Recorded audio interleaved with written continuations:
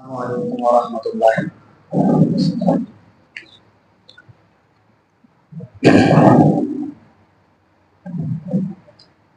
आपका शागिर्द आपके सामने खड़ा है, तय था लेकिन जहन में नहीं था तो उसके ताल्लुक से कोई तैयारी नहीं। जैसा पढ़ाते हैं वैसा आपको दिखाएंगे। अगर गलत अगर होगा तो बराए करम मेहरबानी इस्लाह करम। हमारे मकतब के अंदर हम जो है कापोदरा की तरतीब पर पढ़ाते हैं और पहले नूरानी कायदा था, तो अभी कापोदरा का ही कायदा मंगाया गया है और वही तरतीब पर अभी अल्हम्दुलिल्लाह पढ़ाया जा रहा है। तो उससे फायदा ये हो रहा है कि मौलाना इस्माइल साहब कापोदरा ने जो कायदा बनाया है नूरानी कायदा बच्चों का तोहफा करके, उसमें आसानी ये है कि मिसाल हजरत ने बहुत ज्यादा दी है। इससे बच्चे के अंदर आह्वान की बहुत ज्यादा आती है। हरकत की कायदे के अंदर तख्ती नंबर 3 जो है हमारी, तो हमारे नूरानी कायदे के अंदर दरस खत्म हो गई। उन्होंने जबर की मिसाल तकरीबन 50 लिखी है, जेर की मिसाल उससे अलग लिखी है, पेश के अलग लिखी है और इन दोनों को मिला के तीनों को मिलाकर उसको अलग से लिखता है। 2 हरफी 3 हरफी और फिर 4 हरफी, इस तरह का मजमू बनाया है। तो बच्चा उल्टा भी पढ़ता है सीधा भी पढ़ता है। हम 3 तरीके से पढ़ा रहे हैं। उसमें बच्चा सीधा पढ़ेगा, फिर उसको उल्टा पढ़ेगा और फिर बाद में से बीच में से जो हर्फ लिखा जाएगा उस हर्फ से पढ़ेगा। उससे एक बड़ा फायदा हो रहा है। और तख्ती नंबर 2 जो है मुरक्कबात की, उसमें भी हजरत ने बड़े अच्छे अंदाज से समझाया है। मिसाल के तौर पर बा है, अब हजरत ने इसका नाम रहा है असली शक्ल। अब दूसरी जो शक्ल आ रही है हजरत ने इसका नाम दिया है पहली शक्ल। फिर हजरत ने तीसरा जो लिखा है दरमियानी शक्ल। फिर हजरत ने दिया है आखिरी शक्ल और नीचे लिखा हुआ है कि 3 शक्लों के अंदर ही कलाम पाक में तरतीब आती है। या तो पहली शक्ल आएगी, या तो दरमियानी शक्ल आएगी, या तो फिर आखिरी शक्ल आएगी। तो ये शक्ल समझाने में इसके उन्होंने 11 असबाब बनाए, हर तरीका अलग अलग से। तो बच्चों को समझाने में इतना आसानी होती है। अब ये तख्ती नंबर हमने 2 पढ़ाई, अब जब हम तख्ती नंबर 3 में पहुंचे हैं तो हम यहां पे लिख रहे हैं अब तो हम बच्चों को पूछेंगे बेटा यहाँ पे पहला हर्फ क्या है, तो बच्चा बोलेगा आइन है। दूसरा हर्फ क्या है, तो बच्चा कहेगा बा है। तो हम पूछेंगे बेटा शक्ल कौन सी है, पहली है, दूसरी है, तीसरी है, तो बच्चा फौरन बता के ये शक्ल दूसरी आएगी। इस तरह से हमारा फायदा ये हुआ कि वो कायदे के अंदर बच्चों के अंदर इतनी रवानगी आती गई है। तख्ती नंबर 1 से लेके अभी 17 बच्चे हो क्लास में, खत्म होने को कल खत्म हुई, कल के शनिचर को तख्ती नंबर 3 खत्म हो गई मुकम्मल। जून जुलाई अगस्त सितंबर 4 महीने लगे मुझे तख्ती नंबर 3 तक पहुंचने। मिसालें इतनी है और इतनी मिसालें से लिखना है। तो फिर कल हमने सबक जब दिया है तो उन्होंने हजरत ने डायरेक्ट जो है ना तनवीन लिया है। हमारे कायदे में तख्ती नंबर 3 के बाद तख्ती नंबर 4 अलिफ मदा वाव मदा या मदा है, लेकिन हजरत ने डायरेक्ट तनवीन लिया है। और तनवीन का जब मैं पहला हर्फ लिख रहा हूं अबदन, तो बच्चों को मैं लिखते जा रहा हूं। पहला हर्फ बोला तो बच्चे को आइन बना, ऊपर क्या है बेटा जबर, क्या बना अ। दूसरा हर्फ क्या है बा के ऊपर क्या है बेटा जबर, क्या बना ब। अब फिर ये 2 जबर लिख रहा हूं, ये क्या बन रहा बेटा दाल 2 जबर दन अबदन।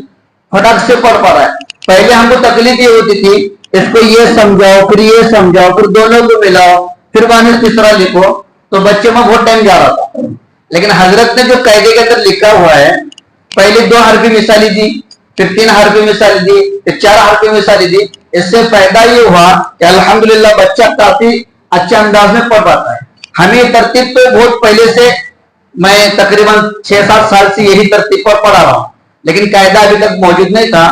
तो कायदा वगैरह मनाकर इस साल माशाल्लाह जब शुरू कर दिए क्लास को, तो 4 क्लास इस तरह के पढ़ रही हैं। तो अल्हम्दुलिल्लाह काफी हद तक इसको काबू में आया है। और यही हजरत की तरतीब है। हजरत ने तरतीब नंबर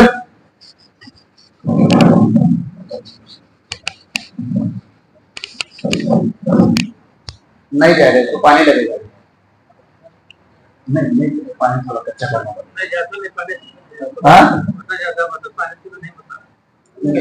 हाँ कलर नया नया मारे रखता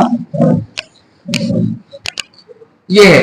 फिर उसके बाद हजरत ने तख्ती नंबर 4 जो ली है जज़म के लिए।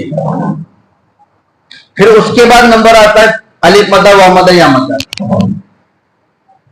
नूरानी कायदों को 2 हिस्सों में तकसीम किया है और इतने बेहतरीन अंदाज में कायदा को पढ़ाने में मजा आता है कि बच्चे मिसालों के अंदर तैयार हो जा रहे हैं। इसी तरह से हम कायदा माशाल्लाह एक क्लास का कायदा तकसीम नंबर 5 तक चढ़ रहा है, अभी अलिफ मदा का कायदा फरोग चढ़ रहा है। और दूसरा जो है इसी का निजाम है हमारा काफदरा की तरतीब पर, इसी के निजाम पर हम पारायम भी पढ़ाते हैं।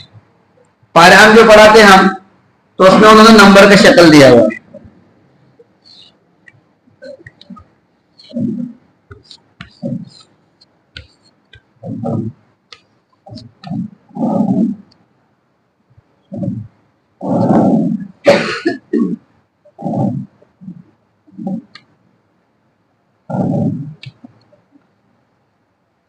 इस तरह का शक्ल दिया है, यहां नंबर डाले उन्होंने 1 नंबर 2 नंबर ये 3 नंबर।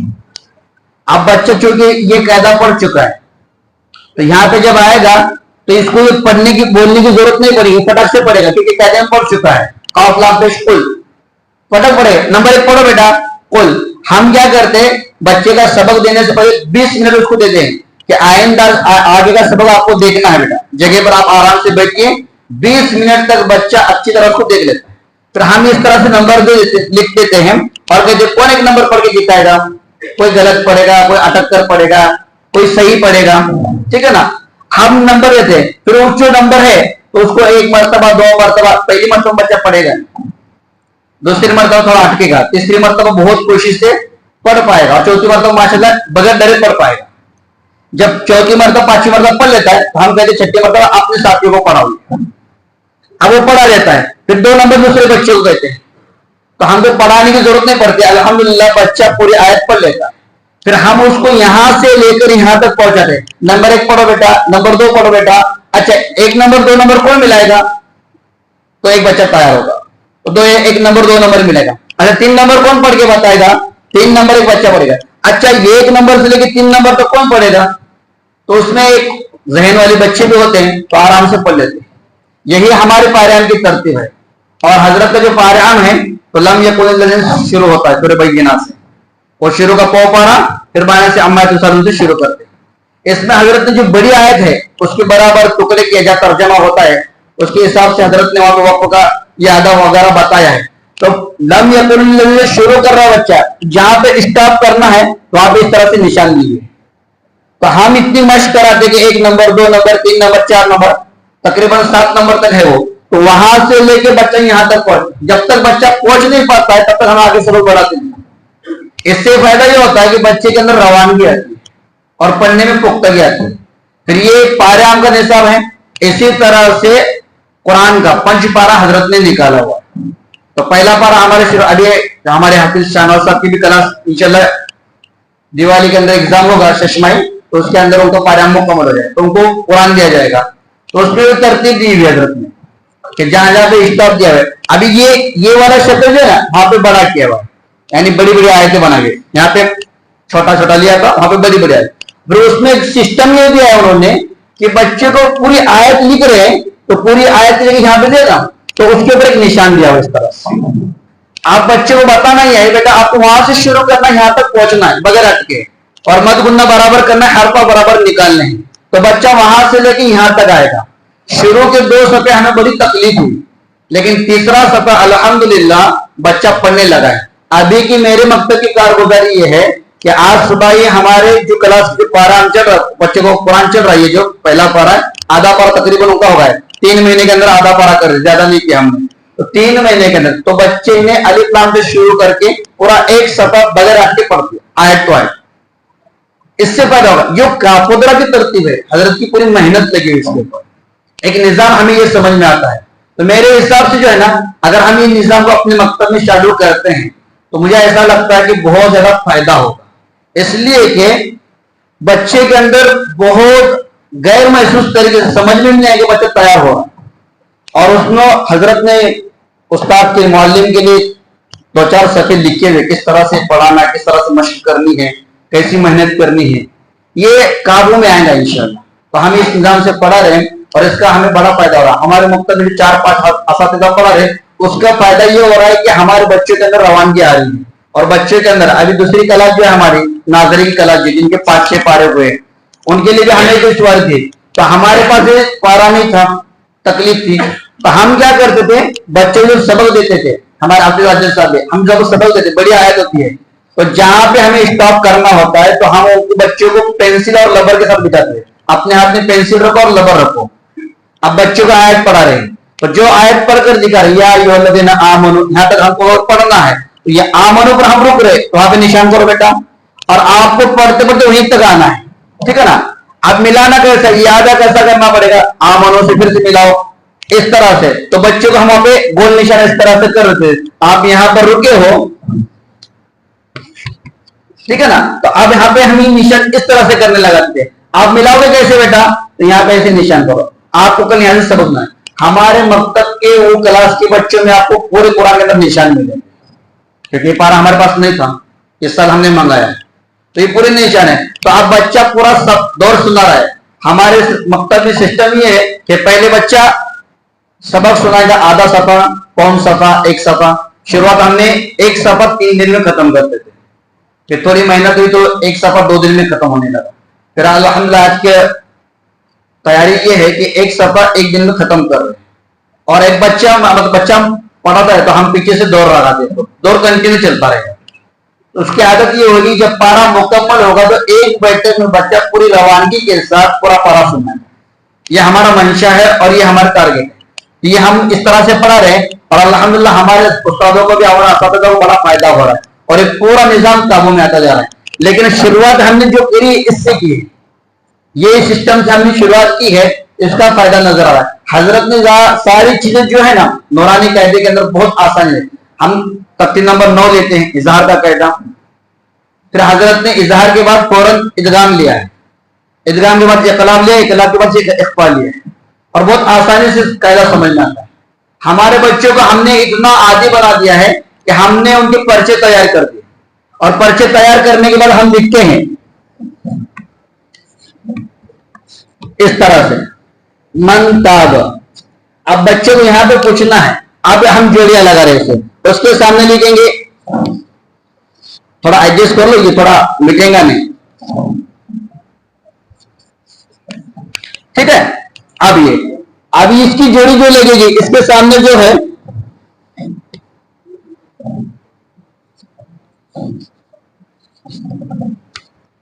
अब ये मन ताब, यहां पे कौन सा कायदा हो रहा है, इक्फा हो रहा है। अच्छा बेटा, ये आपके सामने पर्चा है, आप जोड़ियां लगाओ, जहां इक्फा हो रहा है वहां इक्फा की जोड़ी लगाओ, जहां इदगाम हो रहा है वहां इदगाम की जोड़ी लगाओ, जहां इक़लाब हो रहा है इक़लाब की जोड़ी लगाओ, और जहां इज़हार हो रहा है इज़हार की जोड़ी लगाओ। हमने पर्चा तैयार करे और उसको लिखे, तो बच्चों को बिठा करे तो बच्चा बराबर जोड़ी लगा रहा है, यहाँ इक्फा हो रहा है, यहाँ इदगाम हो रहा है, इस तरह का। 17 बच्चों की क्लास है, तो उसमें से 9 से 10 बच्चों ने सही पूरी जवाब लिखे, 7-8 बच्चे ऐसे देख लीजिए जो कमजोर। एक होता है कि ब्लैक बोर्ड पर समझाए, कायदे बच्चों के जहन में अच्छी तरह घुसे कि नहीं घुसे, इसके लिए हम बार बार उसको मिसालें दे देकर अलग अलग से उसको समझाते हैं। और ये शक्ल से हमको फायदा ये हो रहा है कि बच्चों के अंदर जहन में कायदे आराम से बैठ जाए। फिर हमने शक्ल इस तरह से बनाई है, ये शक्लों के अंदर हम उसको और उलट फिर करते हैं।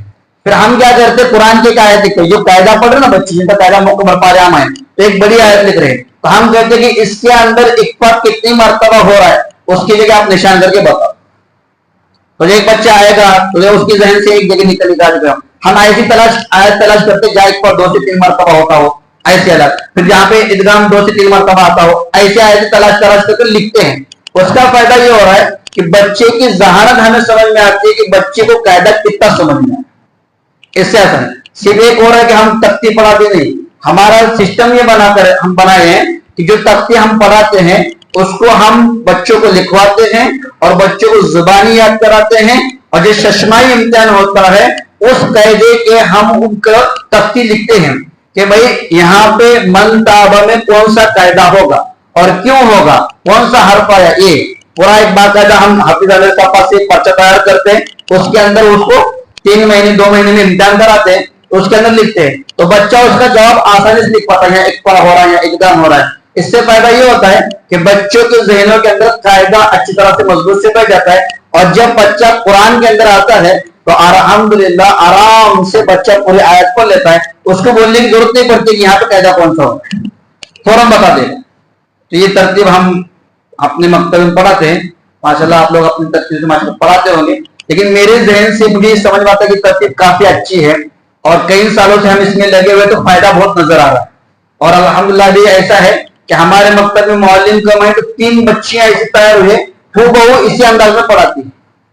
गुज़िश्ता महीने में हमारी गैर हाजिरी थी, थोड़ा सा मकतब के तकाजे से हम बाहर थे, पूरा हफ्ता 3 बच्चियां, हालांकि मराठी मीडियम से पढ़ने वाली, पूरा हूबहू सबक लिखती थी और सबक ऐसे ही अरबी में लिखकर सबक समझा कर पढ़ाती थी।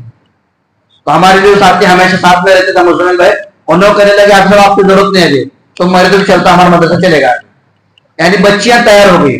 तो हमारे पास भांडवल नहीं है मुअल्लिम का नहीं, तो हमारे वक्त में कुछ ऐसे नौजवान बच्चे को होते, बच्चियां भी होती और बच्चे को होते कि हम उनको ऐसे जहन वाले बच्चों को तैयार भी करें कि हमारी गैर मौजूदगी में पढ़ा सके।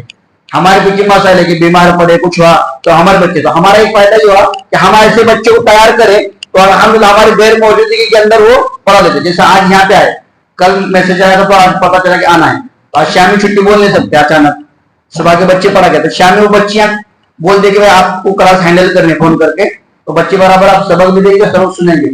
अल्हम्दुलिल्लाह हमारी तरतीब एक कापोदरा की माशाल्लाह तरतीब बहुत अच्छी है। मुझे ऐसा लगता है कि हर मकतब वाला कापोदरा की तरतीब पर काम करेगा तो बड़ा फायदा होगा इंशाल्लाह।